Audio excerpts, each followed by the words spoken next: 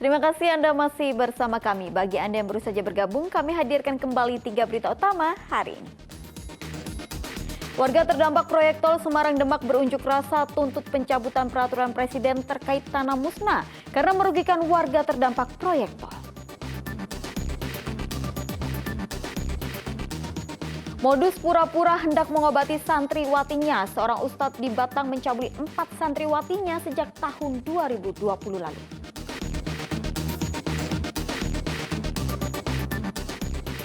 Warga desa Kalibening di Banjarnegara memanfaatkan gas gratis untuk memenuhi kebutuhan sehari-hari.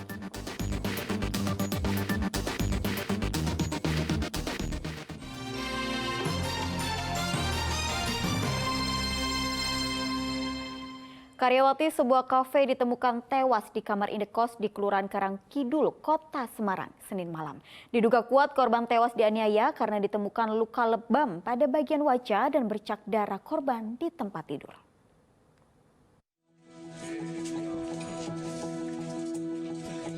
Keheningan malam warga Jalan Karangsari 3 di Kelurahan Karangkidul, Kota Semarang berubah menjadi heboh Senin malam. Salah seorang warga yang merupakan penghuni indekos ditemukan tewas di kamar kosnya. Korban masih mengenakan pakaian seragam kafe tempatnya bekerja. Polisi gabungan Polsek Semarang Tengah dan Polrestabes Semarang yang mendapat laporan warga langsung mendatangi lokasi dan mengidentifikasi korban. Korban diketahui bernama Asti Ramadhani, berusia 26 tahun asal Batang, Jawa Tengah.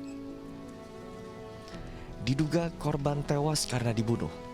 Dugaan diperkuat dengan ditemukannya luka lebam pada bagian wajah dan ceceran darah korban di tempat tidur. Korban pertama kali ditemukan rekan kerjanya. Rekan kerja korban langsung mendatangi indekos korban lantaran korban tidak memberikan respon saat dihubungi.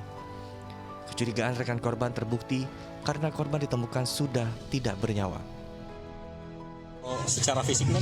Kalau secara fisik dinafis memang ditemukan ada kalau kekerasan, tapi apakah itu benda tubuh atau apa kita belum bisa memastikan ya, dan tentu nanti itu dari hasil otopsi. Untuk saksi-saksi yang darah juga Pak, bercak darah. Ya, bercak darah pada saat olah TKP juga ditemukan beberapa bercak darah di sekitar atau di sekeliling korban, di tisu, di lantai. untuk saksi-saksi yang diperiksa berapa nih? Saksi sementara yang kita periksa sudah dibawa sama anggota Polres. Namun untuk mengungkap penyebab pasti korban meninggal, polisi mengirim jenazah ke RSUP Dr. Karyade Semarang untuk diautopsi. Polisi meminta keterangan saksi, rekan korban dan pemilik indekos untuk mengungkap kematian korban. Guna mengungkap terduga pelaku, polisi menyita CCTV indekos. Agus Hermanto melaporkan dari Kota Semarang.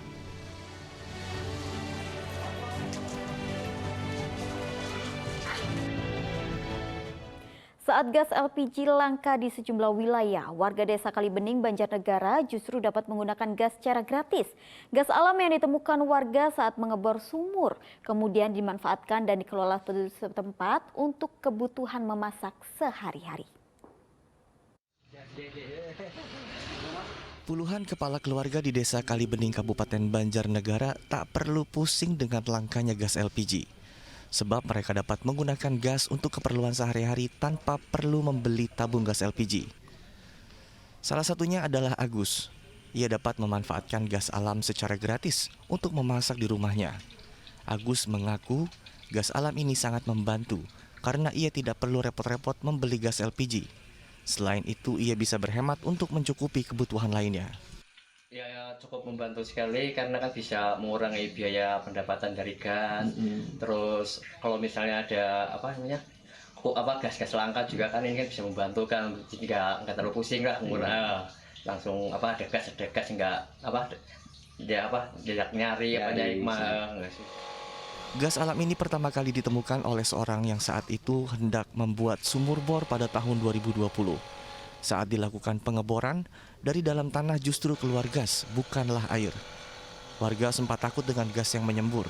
Lalu penemuan gas ini diteliti oleh tim ESDM Jawa Tengah. Setelah dinyatakan aman, semburan gas ini kemudian dimanfaatkan warga setempat dengan bantuan alat dari pemerintah untuk mengelola dan menyalurkan gas alam ke 28 rumah di Desa Kalibening. Akhirnya banyak orang datang ke sini dan jadi viral, malah orang warga itu pada takut, takut itu harus ditutup dan sebagainya. Akhirnya kami koordinasi dengan desa dan dari dinas SDM datang sini untuk penelitian. Dan alhamdulillah sekian tahun, alhamdulillah kami dapat bantuan yaitu instalasi gas dan bisa bermanfaat untuk warga. Gas alam yang dikelola pihak Desa Kalibening dibagikan secara gratis kepada warga. Mereka yang menggunakan gas alam cukup membayar iuran seikhlasnya untuk biaya perawatan alat. Mardianto melaporkan dari Banjarnegara. Sejumlah relawan yang juga pelaku seni di Boyolali menciptakan lagu untuk mendukung Ganjar Pranowo menjadi calon Presiden Republik Indonesia.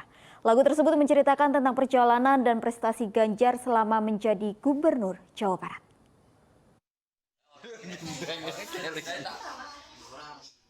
Alunan suara gamelan terdengar dari teras rumah Ki Gonowartoyo, seorang dalang wayang kulit sekaligus relawan Ganjar Pranowo di Desa Tegalgiri, Nogosari. Lagu tersebut ternyata diciptakan Ki Gonowartoyo untuk mendukung Ganjar Pranowo maju sebagai calon presiden pada tahun 2024 mendatang. Lagu ini mengisahkan tentang perjalanan dan prestasi Ganjar selama menjabat sebagai Gubernur Jawa Tengah. Tentunya Ganjar Presiden. Itu seperti apa tadi? Lirik lagunya seperti Oh iya, itu menceritakan keberhasilan Mas Ganjar. Keberhasilan dalam memimpin Gubernur Jawa Tengah dan kedepannya Mas Ganjar jadi harapan masyarakat juga harapan seni dan budaya. Lagu ini rencananya akan dimainkan setiap pentas Ki Gonowartoyo sebagai bentuk sosialisasi kepada masyarakat. Yulianto melaporkan dari Boyolali. Sementara di Brebes, Jawa Tengah, ratusan petani mendeklarasikan dukungannya kepada Anies Baswedan menjadi calon Presiden Republik Indonesia. Mereka berharap jika Anies terpilih menjadi presiden, ia bisa memperbaiki kebutuhan petani di Indonesia. Ratusan petani di Kecamatan Wanasari Brebes mendeklarasikan dukungan kepada Anies Baswedan sebagai calon Presiden Republik Indonesia pada tahun 2024 mendatang. Dalam deklarasi, ratusan petani menyampaikan aspirasinya. Jika Anies Baswedan terpilih menjadi presiden, mereka berharap Anies bisa memperhatikan kebutuhan para petani seperti kelangkaan pupuk dan pemerataan pembagian bibit. Sebab mereka merasa saat ini petani tidak diperhatikan oleh pemerintah. Ada banyak hal yang mereka sampaikan secara khusus terkait dengan persoalan kebutuhan petani seperti kelangkaan pupuk, terus pemerataan pembagian bibit yang mereka rasakan di sini, sehingga mereka mengharapkan ke depan ketika Pak Anies terpilih menjadi presiden, hal-hal seperti ini menjadi salah satu hal yang diprioritaskan untuk kebutuhan petani di tempat ini. Mereka berharap Anies Baswedan nantinya peduli dan memperhatikan aspirasi petani baik di Jawa Tengah maupun di seluruh Indonesia. Sugiartono melaporkan dari Brebes. Rangkaian peringatan HUT Republik Indonesia ke-78 di Kota Semarang dipusatkan di halaman Balai Kota. Kegiatan dibuka dengan eksibisi voli antara pemerintah Kota Semarang dengan Forum Wartawan Balai Kota Semarang.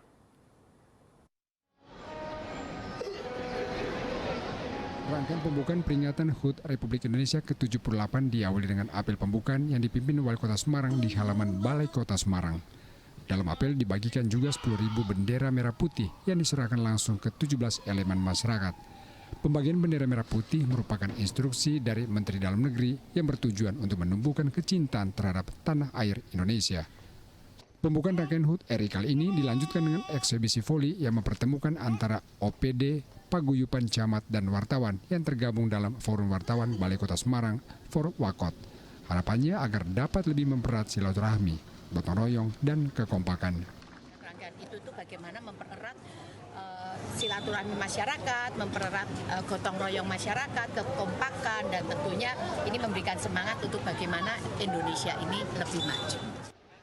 Selain pertandingan olahraga, pemberian peringatan HUT RI akan diisi dengan berbagai lomba antara kelurahan dan kecamatan.